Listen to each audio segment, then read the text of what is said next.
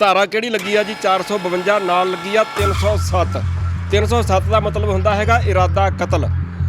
ਹੁਣ ਸਭ ਤੋਂ ਵੱਡਾ ਜਿਹੜਾ ਸਵਾਲ ਲੋਕਾਂ ਵੱਲੋਂ ਇਹ ਚੁੱਕਿਆ ਜਾ ਰਿਹਾ ਹੈਗਾ ਇਹਨਾਂ ਦੇ ਉੱਪਰ, ਪੁਲਿਸ ਦੇ ਉੱਪਰ ਵੀ ਸਵਾਲ ਹੈਗਾ, ਬੀਜੇਪੀ ਦੇ ਆਗੂਆਂ ਦੇ ਉੱਪਰ ਵੀ, ਕਿ ਧਾਰਾ 307 ਭਲਾ ਕਿਵੇਂ ਬਣਦੀ ਆ ਜੀ। ਜਿਹੜਾ ਗੋਬਰ ਹੈਗਾ ਉਹ ਭਲਾ ਕੋਈ ਤੇਜ਼ ਧਾਰ ਹਥਿਆਰ ਵਾ? ਉਹ ਧੱਕੇ ਨਾਲ ਤਾਂ ਹੋ ਗਿਆ ਵੀ ਉਹ ਗਾਂ ਤਾਂ ਨਹੀਂ ਸੀਗਾ ਨਾ, ਆਵਾਜ਼ ਤਾਂ ਗਲਤੀ ਨਾਲ ਸੁੱਟਿਆ ਗਿਆ, ਤਾਂ ਕਰਕੇ ਉਹ ਫਿਰ ਜੇ ਉਹ ਖਾ ਲੈਂਦੇ ਤਾਂ ਸ਼ਾਇਦ 302 ਲੱਗ ਜਾਂਦੀ। ਹੁਣ 307 ਤਾਂ ਲੱਗੀ ਆ ਵੀ ਉਹ ਇਰਾਦਾ ਕਤਲ ਬਣ ਗਿਆ ਵੀ ਗਾਂ ਤਾਂ ਨਹੀਂ ਸੁੱਟ ਹੋਇਆ, ਉਹਨੂੰ ਗਲਤੀ ਹੋ ਗਈ ਆ, ਤਾਂ ਕਰਕੇ ਪੁਲਿਸ ਨੇ ਜਿਹੜਾ ਨਾ 307 ਧਾਰਾ ਲਾ ਦਿੱਤੀ ਹੈ। ਪਰ ਇਹ ਹੁਣ ਸੀਐਮ ਆਫਿਸ ਨੂੰ ਵੀ ਅਸੀਂ ਕੱਲ ਕਲੀਅਰ ਕੱਟ ਹੀ ਕਹਿ ਦੇਣੇ ਚਾਹੁੰਦੇ, ਇੱਥੇ ਬਣਨ ਵਾਲੀ ਫੌਜ ਇਕੱਠੇ ਹੋਈਆਂ, ਗੁਰੂ ਦੀ ਫੌਜ ਤਿਆਰ ਆ। ਹੁਣ ਤਾਂ ਇਕੱਲਾ ਤੀਕਸ਼ਣ ਸੂਦ ਦੇ ਘਰ ਦੇ ਮੂਹਰੇ ਗੋਹਾ ਪਿਆ, ਵਿੱਚ ਹੀ ਕਾਂਗਰਸੀਆਂ ਦੀ, ਤਾਂ ਵਿੱਚ ਇਹ ਬਦਲ ਕੇ ਤਾਂ ਸੀਐਮ ਆਫਿਸ ਦੇ ਮੂਹਰੇ ਵੀ ਸਾਨੂੰ ਢੇਰੀ ਲਾਉਣੀ ਪਈ, ਹਿਲਾ ਜਾਣੀ ਜਾ ਕੇ। ਤੁਸੀਂ ਆਖਿਆ ਕਿ ਅਸੀਂ ਇਹਨਾਂ ਨੂੰ ਬੇਨਤੀ ਕਰਦੇ ਆ, ਤੁਹਾਨੂੰ ਲੱਗਦਾ ਕਿ ਤੁਹਾਡੀਆਂ ਬੇਨਤੀਆਂ ਦਾ ਉਹਨਾਂ ਦੇ ਉੱਪਰ ਕੋਈ ਅਸਰ ਹੁੰਦਾ ਹੋਊਗਾ? ਸਾਡੀ ਫੰਡਿੰਗ ਦੀ ਜਾਂਚ ਹੋ ਰਹੀ ਆ, ਪਰ ਕੋਈ ਉਹਨਾਂ ਦੀ ਫੰਡਿੰਗ ਦੀ ਜਾਂਚ ਵੀ ਕਰੋ ਨਾ ਕਿੱਥੋਂ ਹੁੰਦੀ ਆ। ਜੂਨ 84 ਤੇ ਨਵੰਬਰ 84 ਸਿੱਖ ਕੌਮ ਨਾਲ ਕੀਤੀ ਆ, ਉਹਨਾਂ ਨੂੰ ਫੰਡਿੰਗ ਕਿੱਥੋਂ ਹੋਈ? 2002-03 ਦੇ ਵਿੱਚ ਗੋਧਰਾ ਦੇ ਵਿੱਚ ਜੋ ਮੁਸਲਮਾਨਾਂ ਤੇ ਜ਼ਬਰ ਹੋਇਆ, ਮੋਦੀ ਉੱਥੇ ਦਾ ਪ੍ਰਾਈਮ ਮਿਨਿਸਟਰ ਚੀਫ ਮਿਨਿਸਟਰ ਸੀਗਾ ਉਸ ਵੇਲੇ ਇਹਨੂੰ ਪੁੱਛੋ ਵੀ ਤੈਨੂੰ ਫੰਡਿੰਗ ਕਿੱਥੋਂ ਹੋਈ? ਕੋਈ ਫੜਿਆ ਇਸ ਦਾ ਕੋਈ? ਉੜੀਸਾ ਦੇ ਵਿੱਚ ਗਿਰਜਾਘਰ ਸਾੜਦੇ ਸੀਗੇ, ਉਹਨਾਂ ਦੇ ਨੰਸ ਤੱਕ ਦੇ ਵੀ ਰੇਪ ਕੀਤੇ ਆ ਉੜੀਸਾ 'ਚ, ਤੇ ਉਹਨਾਂ ਨੂੰ ਫੰਡਿੰਗ ਕਿੱਥੋਂ ਹੋਈ? ਉਸ ਤੋਂ ਬਾਅਦ ਦੇ ਵਿੱਚ ਦਿੱਲੀ ਦੇ ਤੁਗਲਕਾਬਾਦ ਦੇ ਵਿੱਚ ਜਿਹੜਾ ਮੰਦਿਰ ਤੋੜਿਆ ਗਿਆ ਰਵਿਦਾਸ ਜੀ ਦਾ, ਉਹਨਾਂ ਨੂੰ ਫੰਡਿੰਗ ਕਿੱਥੋਂ ਹੋਈ ਤੋੜਨ ਵਾਲੀ ਸਰਕਾਰ ਨੂੰ? ਹੁਣ ਬਾਬਰੀ ਮਸਜਿਦ ਦੀ ਥਾਂ ਦੇ ਉੱਤੇ ਜਿਹੜਾ ਹੈ ਉਹ 92 ਦੇ ਵਿੱਚ ਇਹ ਗਰਾਈ ਸੀਗੀ, ਉਸ ਵੇਲੇ ਅਡਵਾਨੀ ਤੇ ਵਾਜਪਾਈ ਜਿਹੜੇ ਰੱਥ ਉੱਪਰ ਜਾਂਦੇ ਸੀਗੇ ਗਾਹਾਂ ਹੋ ਗਏ, ਉਹਨਾਂ ਨੂੰ ਤਾਂ ਬਾਜਤ ਵਰੀ ਕਰਤਾ, ਉਹਨਾਂ ਨੂੰ ਫੰਡਿੰਗ ਕਰਨਲ ਪੁਰੋਹਿਤ ਤੇ ਸਾਧਵੀ ਪ੍ਰਗਿਆ ਨੂੰ ਫੰਡਿੰਗ ਕਿੱਥੋਂ ਹੋਈ?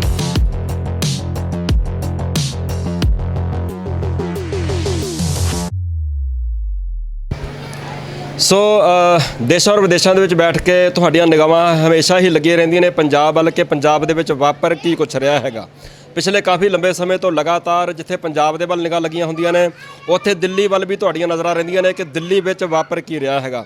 ਜਿਹੜੇ ਸੱਜਣ ਪੰਜਾਬ ਦੇ ਵਿੱਚ ਹੈਗੇ ਆ ਉਹ ਤਾਂ ਸਾਰਾ ਕੁਛ ਆਪਣੇ ਪਿੰਡੇ ਦੇ ਉੱਪਰ ਹੰਢਾ ਰਹੇ ਨੇ ਔਰ ਆਪਣੀਆਂ ਅੱਖਾਂ ਦੇ ਨਾਲ ਸਾਰਾ ਨਜ਼ਾਰਾ ਵੇਖ ਰਹੇ ਨੇ ਕਿ ਇੱਥੇ ਵਾਪਰ ਕੀ ਰਿਹਾ ਹੈਗਾ। ਦਿੱਲੀ ਵਿੱਚ ਇੰਨੀ ਜ਼ਿਆਦਾ ਕੜਾਕੇ ਦੀ ਠੰਡ ਦੇ ਬਾਵਜੂਦ ਅੱਜ ਕੱਲ੍ਹ ਮੀਂਹ ਵੀ ਪੈ ਰਿਹਾ ਹੈਗਾ, ਅੱਜ ਵੀ ਮੀਂਹ ਪੈ ਰਿਹਾ ਹੈਗਾ, ਔਰ ਉੱਥੇ ਹਾਲਾਤ ਕਿੱਦਾਂ ਦੇ ਹੋਏ ਹੋਣਗੇ ਤੁਸੀਂ ਅੰਦਾਜ਼ਾ ਲਾ ਸਕਦੇ ਆ। ਸੋਸ਼ਲ ਮੀਡੀਆ ਦਾ ਯੁੱਗ ਹੈਗਾ, ਸੋਸ਼ਲ ਮੀਡੀਆ ਦੇ ਉੱਪਰ ਸਾਰੀਆਂ ਫੋਟੋਜ਼ ਔਰ ਵੀਡੀਓਜ਼ ਵਾਇਰਲ ਹੋ ਰਹੀਆਂ ਨੇ ਔਰ ਤੁਸੀਂ ਸਾਰੇ ਆਪਣੇ ਘਰਾਂ ਦੇ ਵਿੱਚ ਬੈਠ ਕੇ ਵੇਖਦੇ ਆ। ਇੱਦਾਂ ਦੇ ਹਾਲਾਤਾਂ ਵਿੱਚ ਆਪਣੀਆਂ ਹੱਕੀ ਮੰਗਾਂ ਦੇ ਵਾਸਤੇ ਜਿਹੜੇ ਸੱਜਣ ਉੱਥੇ ਸੰਘਰਸ਼ ਕਰਨ ਵਾਸਤੇ ਗਏ ਹੋਏ ਨੇ, ਉਹਨਾਂ ਦੇ ਬਾਰੇ ਜੇ ਕਿਸੇ ਵੀ ਕੋਈ ਪਾਰਟੀ ਦਾ ਸਿਆਸੀ ਲੀਡਰ ਇਹ ਗੱਲ ਆਖੇ ਕਿ ਉੱਥੇ ਉਹ ਪਿਕਨਿਕ ਮਨਾਉਣ ਵਾਸਤੇ ਗਏ ਹੋਏ ਨੇ, ਤਾਂ ਸੋਚ ਕੇ ਦੇਖੋ ਭਈ ਕਿੱਦਾਂ ਦੇ ਹਾਲਾਤ ਆ, ਗੱਲ ਕਿੱਧਰ ਨੂੰ ਜਾਂਦੀ ਆ। ਇੱਦਾਂ ਦੇ ਲੀਡਰ ਦੇ ਨਾਲ ਫਿਰ ਹੋਣਾ ਕੀ ਚਾਹੀਦਾ ਹੈਗਾ। ਇਹ ਗੱਲ ਪਿਛਲੇ ਦਿਨੀ ਆਖੀ ਸੀਗੀ, ਅਖਬਾਰਾਂ 'ਚ ਬਿਆਨ ਛਪਿਆ ਸੀਗਾ।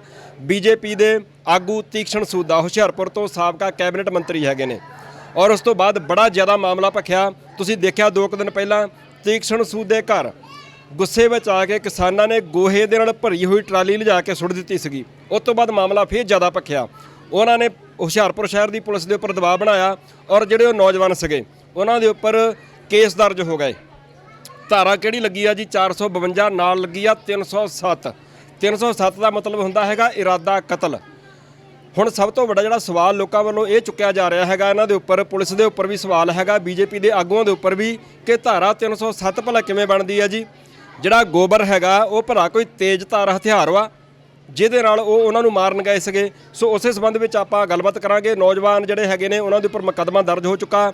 2 ਦਿਨ ਪਹਿਲਾਂ ਵੀ ਤੁਸੀਂ ਦੇਖਿਆ ਕਿ ਉਹਨਾਂ ਨੌਜਵਾਨਾਂ ਦੇ ਹੱਕ ਵਿੱਚ ਵੱਡੀ ਗਿਣਤੀ 'ਚ ਲੋਕ ਖੜੇ ਹੋਏ ਨੇ। ਹੁਸ਼ਿਆਰਪੁਰ ਸ਼ਹਿਰ ਦੀਆਂ ਵੱਖ-ਵੱਖ ਜਥੇਬੰਦੀਆਂ ਨੇ ਉਹਨਾਂ ਦੇ ਖਿਲਾਫ ਸੰਘਰਸ਼ ਵਿੱਢਣ ਦਾ ਵੀ ਐਲਾਨ ਕੀਤਾ। ਪੁਲਿਸ ਦੇ ਉੱਪਰ ਵੀ ਦਬਾਅ ਬਣਾਉਣ ਦੀ ਕੋਸ਼ਿਸ਼ ਕੀਤੀ ਜਾ ਰਹੀ ਹੈ ਕਿ ਜਿਹੜੇ ਮੁਕੱਦਮੇ ਦਰਜ ਕੀਤੇ ਗਏ ਨੇ ਉਹ ਮੁਕੱਦਮੇ ਵਾਪਸ ਕੀਤੇ ਜਾਣ।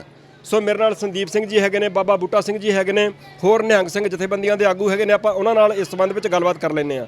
ਸੰਦੀਪ ਸਿੰਘ ਜੀ, ਸਭ ਤੋਂ ਪਹਿਲਾਂ ਮੈਂ ਤੁਹਾਡੇ ਕੋਲ ਹੀ ਆਉਣਾ ਚਾਹੁੰਦਾ। ਵਾਹਿਗੁਰੂ ਜੀ ਕਾ ਖਾਲਸਾ, ਵਾਹਿਗੁਰੂ ਜੀ ਕਾ ਖਾਲਸਾ, ਵਾਹਿਗੁਰੂ ਜੀ ਕੀ ਫਤਿਹ। ਕੀ ਕਹਿਣਾ ਚਾਹੁੰਦੇ ਹੋ ਜੀ? ਸਭ ਤੋਂ ਪਹਿਲਾਂ ਗੱਲ ਇੱਥੋਂ ਸ਼ੁਰੂ ਕਰਦੇ ਹਾਂ। ਅੱਜ ਜਿੱਦਾਂ ਦੇ ਦਿਨ ਚੱਲ ਰਹੇ ਆ, ਹੁਣ ਵੀ ਕਿਣਮਣ ਹੋ ਰਹੀ ਹੈਗੀ ਆ, ਇੱਦਾਂ ਦੇ ਦਿਨਾਂ ਦੇ ਵਿੱਚ ਜੇ ਕੋਈ ਇਹ ਗੱਲ ਆਖੇ ਭਈ ਪਿਕਨਿਕ ਮਨਾਉਣ ਵਾਸਤੇ ਉੱਥੇ ਗਏ ਹੋਏ ਨੇ ਕਿਸਾਨ, ਕੀ ਕਹਿਣਾ ਚਾਹੁੰਦੇ ਹੋ? ਨਹੀਂ, ਇਹ ਤੋਂ ਹੋਰ ਘਟੀਆ ਹਰਕਤ ਹੋਰ ਕੀ ਹੋ ਸਕਦੀ ਆ? ਇੱਕ ਇਹੋ ਜਿਹੀ ਪਾਰਟੀ ਨੂੰ ਰਿਪਰੈਜ਼ੈਂਟ ਕਰਦਾ ਜਿਹਦਾ ਪ੍ਰਾਈਮ ਮਿਨਿਸਟਰ ਇਸ time head of the state ਜਿਹੜਾ ਹੈ ਉਸ ਪਾਰਟੀ ਦਾ ਨੁਮਾਇੰਦਾ ਜੀ, ਔਰ ਜੇ ਉਹ ਇੰਨੀ ਗੱਲ ਕਹਿ ਰਿਹਾ ਪਿਕਨਿਕ ਮਨਾਓ, ਇਹ ਤੋਂ ਪਤਾ ਲੱਗਦਾ ਸਰਕਾਰ ਕਿੰਨੀ ਗੰਭੀਰ ਹੈ ਆਮ ਲੋਕਾਂ ਦੇ ਪ੍ਰਤੀ, ਉਹਦੀ ਕੀ ਥਿੰਕਿੰਗ ਹੈ। ਇਹ ਤਾਂ ਲੋਕਾਂ ਨੂੰ ਚਾਹੀਦਾ ਵੀ ਇਹੋ ਜਿਹੇ ਜਾਹਲ ਜਿਹੜੇ ਲੀਡਰ ਹੈਗੇ ਉਹਨਾਂ ਨੂੰ ਤੁਸੀਂ ਗਾਂਹ ਕਰ ਦਿੰਦੇ ਹੋ, ਤੇ ਇਹੋ ਜਿਹੀ ਹਰਕਤ ਦੁਬਾਰਾ ਨਹੀਂ ਹੋਣੀ ਚਾਹੀਦੀ ਜੀ। ਪਰ ਉਹਨਾਂ ਨੇ ਮਾਫੀ ਵੀ ਨਹੀਂ ਮੰਗੀ ਔਰ ਉਸ ਤੋਂ ਬਾਅਦ ਗੁੱਸੇ ਵਿੱਚ ਆ ਕੇ ਕਿਸਾਨਾਂ ਨੇ ਫਿਰ ਉਹ ਸਾਰਾ ਕੁਝ ਉੱਥੇ ਕਰ ਜਾਂਦਾ। ਮੈਂ ਕੱਲ੍ਹ ਵੀ ਹੁਣ ਬੜੇ ਸੱਜਣਾਂ ਨਾਲ ਗੱਲ ਕਰਦਾ ਸੀਗਾ, ਮੈਂ ਕੱਲ ਵੀ ਇਹ ਗੱਲ ਆਖੀ ਸੀ ਵੀ ਮੈਂ ਮਜ਼ਾਕ ਨਾਲ ਹੀ ਆਖਿਆ ਸੀਗਾ ਵੀ ਜੇ ਧੱਕੇ ਨਾਲ ਉਹ ਕਿਸਾਨਾਂ ਦੇ ਉੱਪਰ ਉਹ ਜਿਹੜੇ ਬਿੱਲ ਹੈਗੇ ਆ ਕਾਨੂੰਨ ਥੋਪ ਸਕਦੇ ਆ ਤੇ ਧੱਕੇ ਨਾਲ ਭਾਈ ਕੋਈ ਕਿਸੇ ਦੇ ਘਰ ਗੋਹਾ ਵੀ ਸੁੱਟ ਕੇ ਆ ਹੀ ਸਕਦਾ। ਫਿਰ ਜੇ ਉਹ ਗਲਤ ਵਾ ਗੋਹਾ ਸੁੱਟਣਾ ਤਾਂ ਫਿਰ ਕਾਨੂੰਨ ਵੀ ਕਿਵੇਂ ਜਾਇਜ਼ ਕਹੇ ਜਾ ਸਕਦੇ ਆ? ਧੱਕੇ ਨਾਲ ਥੋਪੇ ਗਏ ਨੇ। ਨਹੀਂ ਉਹ ਇੱਦਾਂ ਨਾ ਉਹਨਾਂ ਕੋਲ ਗੋਹਾ ਤਾਂ ਸੁੱਟ ਦਿੱਤਾ ਉਹਨਾਂ ਨੇ, ਚਲੋ ਕੋਈ ਗੱਲ ਨਹੀਂ। ਉਹ ਧੱਕੇ ਨਾਲ ਤਾਂ ਹੋ ਗਿਆ ਵੀ ਉਹ ਗਾਂ ਦਾ ਨਹੀਂ ਸੀਗਾ ਨਾ, ਮੱਝ ਦਾ ਗਲਤੀ ਨਾਲ ਸੁੱਟਿਆ ਗਿਆ, ਤਾਂ ਕਰਕੇ ਉਹ ਫਿਰ ਜੇ ਉਹ ਖਾ ਲੈਂਦੇ ਤਾਂ ਸ਼ਾਇਦ 302 ਲੱਗ ਜਾਂਦੀ। ਹੁਣ 307 ਤਾਂ ਲੱਗੀ ਆ ਵੀ ਉਹ ਇਰਾਦਾ ਕਤਲ ਬਣ ਗਿਆ ਵੀ ਗਾਂ ਦਾ ਨਹੀਂ ਸੁੱਟ ਹੋਇਆ, ਉਹਨਾਂ ਗਲਤੀ ਹੋ ਗਈ ਹੈ, ਤਾਂ ਕਰਕੇ ਪੁਲਿਸ ਨੇ ਜਿਹੜਾ ਨਾ 307 ਧਾਰਾ ਲਾ ਦਿੱਤੀ ਹੈ। ਇਹੀ ਕਹਿ ਸਕਦਾ, ਹੋਰ ਦੱਸੋ ਇਹਦੇ ਲਈ ਮੈਂ ਕੀ ਕਹਾਂ। ਕੀ ਕਹਿਣਾ ਚਾਹੁੰਦੇ ਹੋ? ਮੈਨੂੰ ਲੱਗਦਾ ਕਿ ਧਾਰਾ 307 ਬਣਦੀ ਨਹੀਂ, ਤੁਸੀਂ ਮਜ਼ਾਕ ਵਿੱਚ ਗੱਲ ਲੈ ਗਏ, ਪਰ ਕੀ ਲੱਗਦਾ ਤੁਹਾਨੂੰ ਵੀ ਗੋਹੇ ਦੇ ਨਾਲ ਧਾਰਾ 307 ਕਹਿਣਾ ਚਾਹੁੰਦੇ ਹੋ ਕੁਝ? ਕੀ ਲੱਗਦਾ ਤੁਹਾਨੂੰ ਕਿ ਪੁਲਿਸ ਦੇ ਉੱਪਰ ਕੋਈ ਦਬਾਅ ਹੈਗਾ ਜਾਂ ਪੁਲਿਸ ਆਪਣੀ ਮਨਮਰਜ਼ੀ ਨਾਲ ਕੰਮ ਕਰ ਪਾ ਰਹੀ ਆ? ਨਹੀਂ, ਇਹ ਤੋਂ ਸਾਫ਼ ਹੀ ਕਲੀਅਰ ਹੁੰਦਾ ਵੀ ਪੁਲਿਸ ਆਪਣੀ ਮਨਮਰਜ਼ੀ ਨਾਲ ਕੰਮ ਕਰ ਹੀ ਨਹੀਂ ਪਾ ਰਹੀ। ਸਾਫ਼ ਤੌਰ ਦੇ ਉੱਤੇ ਹਕੂਮਤ ਦਾ ਦਬਾਅ ਸਾਫ਼ ਨਜ਼ਰ ਆ ਰਿਹਾ। ਨਹੀਂ ਤਾਂ ਇਹ ਗੋਹਾ ਹੀ ਸੁੱਟਿਆ ਨਾ, ਕੋਈ ਮਾਰਦਾੜ ਤਾਂ ਨਹੀਂ ਹੋਈ।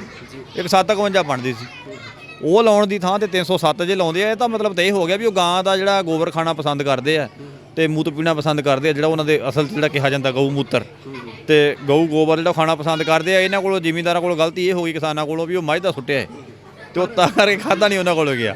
ਪਰ ਜੇ ਪੁਲਿਸ ਦੇ ਉੱਪਰ ਸਵਾਲ ਉੱਠਦੇ ਆ, ਤੁਸੀਂ ਕਹਿੰਦੇ ਕਿ ਦਬਾਅ ਹੈਗਾ, ਪ੍ਰੈਸ਼ਰ ਹੈਗਾ।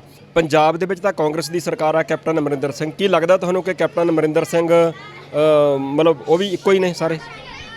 ਨਹੀਂ, ਉਹਦੇ ਤਾਂ ਵਿੱਚ ਤਾਂ ਕੋਈ ਦੋ ਰਾਹ ਹੈ ਹੀ ਨਹੀਂ ਨਾ। ਜਿਹੜਾ ਸਟੇਟ ਦਾ ਮੁੱਖ ਮੰਤਰੀ ਆ ਉਹ ਵੀ ਸੈਂਟਰ ਦਾ ਹੱਥ ਟੋਕਾ ਹੀ ਆ, ਕਿਉਂਕਿ ਉਹਦੀ ਹੁਣ ਸਟੇਟਮੈਂਟ ਤੁਸੀਂ ਦੇਖੀ ਹੋਣੀ ਆ। ਉਹ ਕਹਿੰਦਾ ਜੀ ਸਖਤੀ ਨਾਲ ਕਾਰਵਾਈ ਕਰਾਂਗੇ ਇਹਨਾਂ ਤੇ ਜੇ ਇਹਨਾਂ ਨੇ ਇਹੋ ਜਿਹੀ ਹਰਕਤ ਕੀਤੀ ਆ। ਪਰ ਇਹ ਹੁਣ CM ਆਫਿਸ ਨੂੰ ਵੀ ਅਸੀਂ ਕੱਲ ਕਲੀਅਰ ਕੱਟ ਹੀ ਕਹਿ ਦੇਣੇ ਚਾਹੁੰਦੇ, ਇੱਥੇ ਬਣਨ ਵਾਲੀ ਫੌਜ ਇਕੱਠੇ ਹੋਈਆਂ, ਗੁਰੂ ਕੀ ਫੌਜ ਤਿਆਰ ਆ। ਹੁਣ ਤਾਂ ਕੱਲਾ ਤੀਕਸ਼ਣ ਸੂਦ ਦੇ ਘਰ ਦੇ ਮੋਹਰੇ ਗੋਹਾ ਪਿਆ, ਵਿੱਚ ਹੀ ਕਾਂਗਰਸੀਆਂ ਦੀ, ਤਾਂ ਵਿੱਚ ਇਹ ਬਦਲ ਕੇ ਤਾਂ CM ਆਫਿਸ ਦੇ ਮੋਹਰੇ ਵੀ ਸਾਨੂੰ ਢੇਰੀ ਲਾਉਣੀ ਪਈ, ਹਿਲਾਇਆ ਨਹੀਂ ਜਾ ਕੇ ਅਸੀਂ। ਤੇ ਇਰਾਦਾ ਕਤਲ ਛੱਡੋ, ਫਿਰ ਭਾਵੇਂ 302 ਵੀ ਲਾ ਸਕਦੇ ਇਹ ਗੋਹਾ ਸੁੱਟਣ ਤੇ। ਅਸੀਂ ਮੱਝ ਦਾ ਨਹੀਂ ਗਾਂ ਦਾ ਹੀ ਸੁੱਟਾਂਗੇ, ਵੈਸੇ ਅੱਗੇ ਸੋਚ ਲੈਣ ਕੀ ਕਰਨਾ ਹੈ।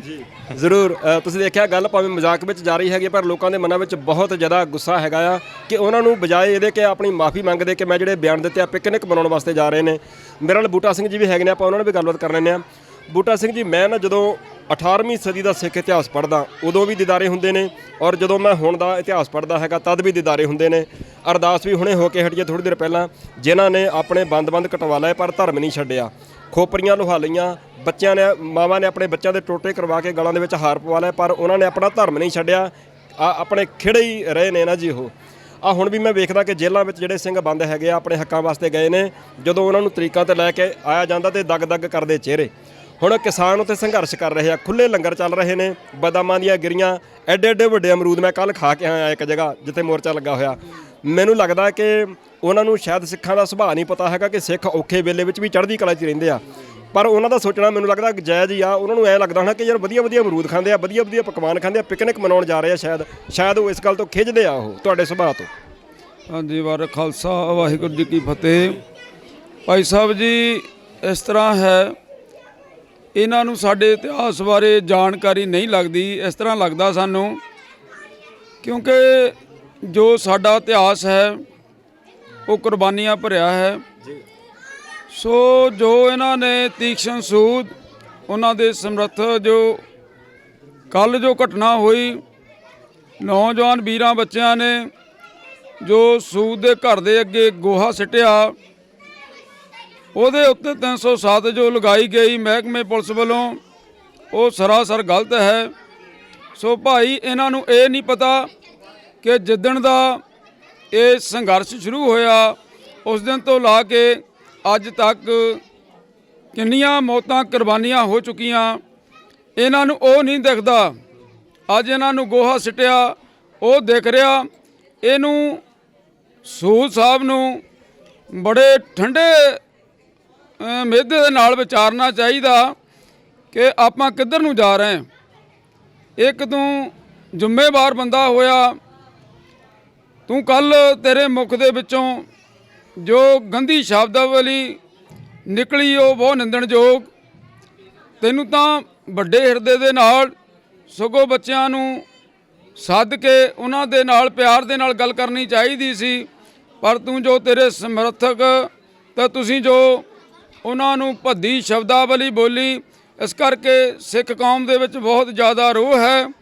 ਸੋ ਜੋ ਅਗਲਾ ਐਕਸ਼ਨ ਹੈ, ਜੋ 307 ਲਾਈ ਗਈ, ਪ੍ਰਸ਼ਾਸਨ ਤੇ ਕੈਪਟਨ ਸਾਹਿਬ ਦੇ ਅੱਗੇ ਵੀ ਅਸੀਂ ਬੇਨਤੀ ਕਰਦੇ ਭਾਈ, ਇਹ ਜੋ 307 ਲਾਈ ਗਈ ਇਸ ਨੂੰ ਜਲਦੀ ਤੋਂ ਜਲਦੀ ਵਾਪਸ ਲਿਆ ਜਾਵੇ, ਨਹੀਂ ਤਾਂ ਜਿਸ ਤਰ੍ਹਾਂ ਸਾਡੇ ਨੌਜਵਾਨਾਂ ਨੇ ਇਹਦੇ ਘਰ ਦੇ ਅੱਗੇ ਇਹ ਮੱਝਾਂ ਦਾ ਗੋਹਾ ਸਿੱਟਿਆ, ਅੱਗੇ ਆਉਣ ਵਾਲੇ ਸਮੇਂ ਦੇ ਵਿੱਚ ਅਸੀਂ ਹੋਰ ਵੀ ਜੋ ਮਿਨਿਸਟਰ ਹਨ, ਜੋ ਵੀ ਕਿਸਾਨ ਸੰਘਰਸ਼ ਦਾ ਵਿਰੋਧ ਕਰ ਰਹੇ ਹਨ, ਉਹਨਾਂ ਦੇ ਘਰਾਂ ਦੇ ਮੂਹਰੇ ਵੀ ਇਹ ਖਾਲਸਾ ਫੌਜ ਇਹੀ ਕੰਮ ਕਰੇਗੀ, ਫਿਰ ਸਾਂਭਣਾ ਔਖਾ ਹੋ ਜਾਵੇਗਾ। ਸੋ ਭਾਈ ਜਲਦੀ ਤੋਂ ਜਲਦੀ ਜੋ ਇਰਾਦਾ ਕਤਲ ਦਾ ਕੇਸ ਬਣਾਇਆ ਗਿਆ ਉਹਨੂੰ ਵਾਪਸ ਲਿਆ ਜਾਵੇ।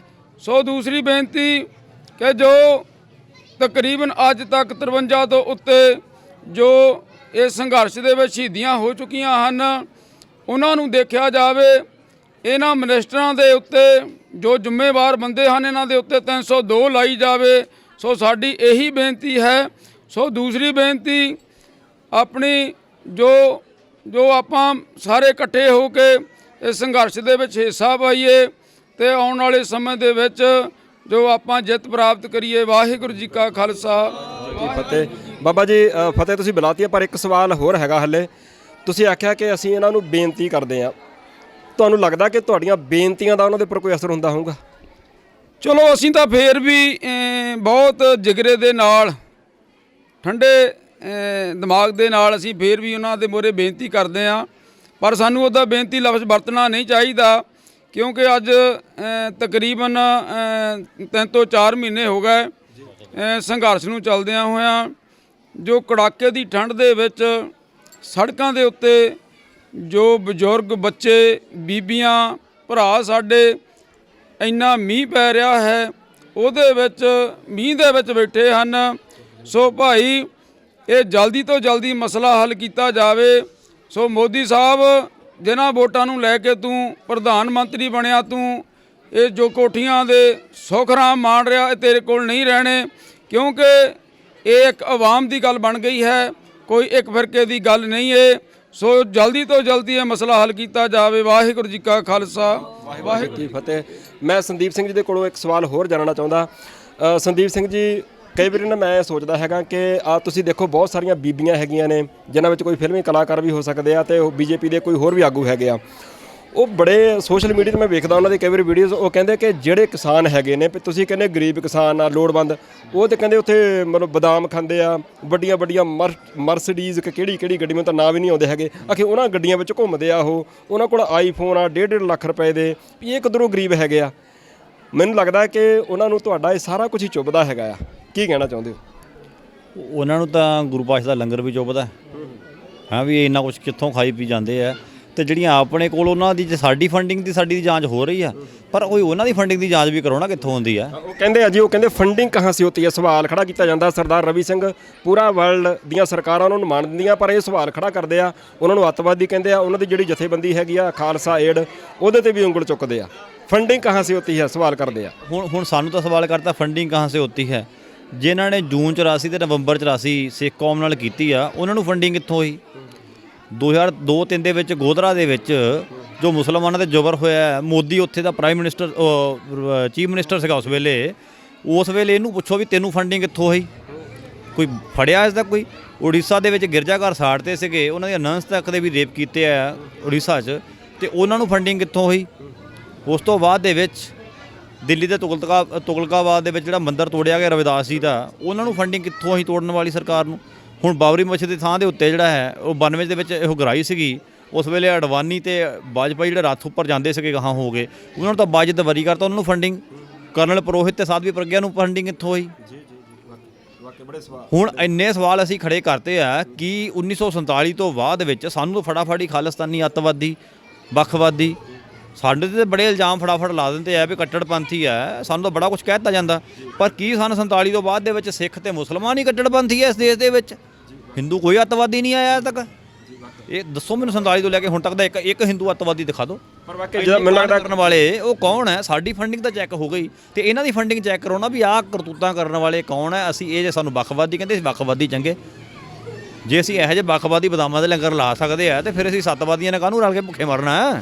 ਹਾਂ, ਇਹ ਗੱਲ ਹੈ ਜੀ। ਮੈਨੂੰ ਲੱਗਦਾ ਕਿ ਜਿਹੜੇ ਤੁਸੀਂ ਸਵਾਲ ਖੜੇ ਕੀਤੇ ਹੈਗੇ ਆ, ਇਹਨਾਂ ਸਵਾਲਾਂ ਦੇ ਜਵਾਬ ਤਾਂ ਹੀ ਮਿਲ ਸਕਦੇ ਆ ਜੇ ਕੋਈ ਹੋਵੇ ਖਾਲਸਾ ਸਰਕਾਰ ਤਾਂ ਫਿਰ ਉਹ ਨਾਲੇ ਤੁਹਾਡੀਆਂ ਕੁਰਬਾਨੀਆਂ ਦਾ ਮੁੱਲ ਵੀ ਪਾਵੇ ਤੇ ਇਹਨਾਂ ਸਵਾਲਾਂ ਦੇ ਜਿਹੜੇ ਤੁਸੀਂ ਖੜੇ ਕੀਤੇ ਸਵਾਲ, ਇਹਨਾਂ ਸਵਾਲਾਂ ਦੇ ਜਵਾਬ ਵੀ ਫਿਰ ਉਹ ਖਾਲਸਾ ਸਰਕਾਰ ਜਿਹੜੀ ਆ ਉਹ ਲੈ ਕੇ ਦੇਵੇ ਇਹਨਾਂ ਦੇ ਕੋਲੋਂ। ਸੰਦੀਪ ਸਿੰਘ ਜਾਂਦੇ ਜਾਂਦੇ ਬੀਜੇਪੀ ਦੇ ਜਿੰਨੇ ਵੀ ਆਗੂ ਹੈਗੇ ਨੇ ਜਾਂ ਉਹ ਤੇ ਜਿਹੜੇ ਉਹਨਾਂ ਦੇ ਪਿੱਛੇ ਹੱਲੇ ਵੀ ਲੱਗੇ ਹੋਏ ਨੇ, ਜਿਨ੍ਹਾਂ ਨੂੰ ਪਤਾ ਹੋਣ ਦੇ ਬਾਵਜੂਦ ਵੀ ਕਿ ਕਿੱਦਾਂ ਆਮ ਲੋਕ ਤਰਾਹ ਕਰ ਰਹੇ ਹੈਗੇ ਆ, ਕਿੱਦਾਂ ਇਹਨਾਂ ਦੇ ਕੋਲ ਔਖੇ ਹੈਗੇ ਆ, ਕਿੱਦਾਂ ਇਹਨਾਂ ਨੇ ਪਿਛਲੇ 6-7 ਸਾਲ ਲਗਾਤਾਰ ਇਹਨਾਂ ਨੇ ਕਿਸੇ ਦੀ ਈਨ ਨਹੀਂ ਮੰਨੀ, ਪਰ ਉਹਦੇ ਬਾਵਜੂਦ ਵਿਰੋਧ ਹੋਣ ਦੇ ਬਾਵਜੂਦ ਲੋਕ ਜਿਹੜੇ ਇਹਨਾਂ ਦੇ ਪਿੱਛੇ ਲੱਗੇ ਹੋਏ ਆ, ਜਾਂਦੇ ਜਾਂਦੇ ਉਹਨਾਂ ਨੂੰ ਕੁਝ ਕਹਿਣਾ ਚਾਹੁੰਦੇ ਹੋ? ਬਿਲਕੁਲ ਕਹਿਣੀ ਚਾਹਾਂਗਾ ਜੀ, ਦੋ ਗੱਲਾਂ ਕਹਾਂਗਾ ਜੀ। ਇੱਕ ਇਹਨਾਂ ਨੂੰ ਜਿਹੜੇ ਵੀ ਪਿੱਛੇ ਵੀ ਲੱਗੇ ਹੋਏ ਆ ਜਾਂ ਜਿਹੜੇ ਨਾਲ ਹੈ ਵੀ ਹੁਣ ਗੋਹੇ ਦੀਆਂ ਟਰਾਲੀਆਂ ਹੁਣ ਤੁਹਾਡੇ ਘਰਾਂ ਮੂਹਰੇ ਵੀ ਲੱਥਾਂ ਦਾ ਇੰਤਜ਼ਾਮ ਅਸੀਂ ਕਰ ਲਿਆ ਤਾਂ ਹਾਂ, ਪਰ ਇਸ ਵਾਰ ਗਾਂ ਦੀ ਲਾਵਾਂਗੇ। ਪ੍ਰਸ਼ਾਸਨ ਨੂੰ ਕਹਾਂਗੇ ਵੀ ਹੁਣ 307 ਦਾ ਪਰਚਾ ਨਾ ਪਾਉਣਾ, ਗਾਂ ਦੀ ਲਾ ਦਾਂਗੇ ਢੇਰੀਆਂ। ਬਸ ਇਹੀ ਮੈਂ ਕਹਿਣਾ ਚਾਹੁੰਦਾ, ਹੁਣ ਤਿਆਰੀ ਰੱਖਣਾ ਆਪਣੀ ਜਰਾ ਇਹ। ਹਾਂਜੀ ਸੋ ਤੁਸੀਂ ਦੇਖਿਆ ਕਿ ਭਾਵੇਂ ਹਾਸੇ ਮਜ਼ਾਕ ਵਿੱਚ ਗੱਲ ਹੋ ਰਹੀ ਆ, ਪਰ ਇਹਨਾਂ ਸੱਜਣਾ ਦਾ ਕਹਿਣਾ ਹੈਗਾ ਕਿ ਸਾਡੇ ਮਨਾਂ ਵਿੱਚ ਗੁੱਸਾ ਬਹੁਤ ਜ਼ਿਆਦਾ ਹੈਗਾ। ਇਹਨਾਂ ਨੇ ਜਿਹੜੀ ਇਹ ਬਿਆਨ ਦਿੱਤੇ ਸੀਗੇ ਕਿ ਉੱਥੇ ਕਿਸਾਨ ਦਿੱਲੀ ਵਿੱਚ ਪਿਕਨਿਕ ਮਨਾਉਣ ਵਾਸਤੇ ਜਾਂਦੇ ਆ, ਸੋ ਸ਼ਾਇਦ ਉਸ ਗੁੱਸੇ ਦੀ ਵਜ੍ਹਾ ਕਰਕੇ ਹੀ, ਉਹਨਾਂ ਦੇ ਬਿਆਨ ਦੀ ਵਜ੍ਹਾ ਕਰਕੇ ਹੀ ਨੌਜਵਾਨ ਕਿਸਾਨਾਂ ਨੇ ਤੀਕਸ਼ਣ ਸੂਦ ਦੇ ਘਰ ਗੋਹੇ ਨਾਲ ਭਰੀ ਹੋਈ ਟਰਾਲੀ ਜਾ ਕੇ ਲਾਈ ਸੀ। ਜੇ ਤੀਕਸ਼ਣ ਸੂਦ ਥੋੜ੍ਹੇ ਸਿਆਣੇ ਹੁੰਦੇ ਤਾਂ ਉਹ ਕਹਿ ਸਕਦੇ ਸੀਗੇ ਕਿ ਭਾਈ ਮੇਰੇ ਕੋਲੋਂ ਗਲਤੀ ਹੋ ਗਈ ਆ, ਪਰ ਉਹ ਆਪਣੀ ਗਲਤੀ ਮੰਨਣ ਨੂੰ ਤਿਆਰ ਨਹੀਂ ਹੈਗੇ, ਜਿਹਦੇ ਵਜ੍ਹਾ ਕਰਕੇ ਮਾਹੌਲ ਹੁਸ਼ਿਆਰਪੁਰ ਦਾ ਲਗਾਤਾਰ ਗਰਮਾਇਆ ਹੋਇਆ। ਸੋ ਦੇਖਣਾ ਹੋਊਗਾ ਆਉਂਦੇ ਦਿਨਾਂ ਦੇ ਵਿੱਚ ਇਹ ਜਿਹੜਾ ਸੰਘਰਸ਼ ਹੈਗਾ ਕਿਸ ਰੂਪ ਦੇ ਵਿੱਚ ਕਰਵਟ ਲੈਂਦਾ, ਕਿਉਂਕਿ ਉਧਰ ਦੂਸਰੇ ਪਾਸੇ ਜਿਹੜੇ ਹੈਗੇ ਨੇ ਵੱਖ-ਵੱਖ ਜਥੇਬੰਦੀਆਂ ਦੇ ਨੁਮਾਇੰਦੇ, ਉਹਨਾਂ ਦਾ ਵੀ ਕਹਿਣਾ ਹੈਗਾ ਕਿ ਅਸੀਂ ਤਿੱਖਾ ਸੰਘਰਸ਼ ਵਿੱਢਾਂਗੇ ਜੇ ਇਹ ਜਿਹੜਾ ਕੇਸ ਸਾਡੇ 'ਤੇ ਦਰਜ ਕੀਤੇ ਗਏ ਨੇ, ਜੇ ਇਹ ਰੱਦ ਨਾ ਹੋਏ ਤਾਂ। ਸੋ ਦੇਖਦੇ ਹਾਂ ਆਉਂਦਾ ਦਿਨਾਂ ਦੇ ਵਿੱਚ ਨਵੀਂ ਅਪਡੇਟ ਜਿਹੜੀ ਵੀ ਹੋਣਗੀ ਅਸੀਂ ਤੁਹਾਡੇ ਸਾਹਮਣੇ ਉਹ ਜ਼ਰੂਰ ਲੈ ਕੇ ਆਵਾਂਗੇ। ਧੰਨਵਾਦ ਜੀ। ਵਾਹਿਗੁਰੂ ਜੀ ਕਾ ਖਾਲਸਾ, ਵਾਹਿਗੁਰੂ ਜੀ ਕੀ ਫਤਿਹ।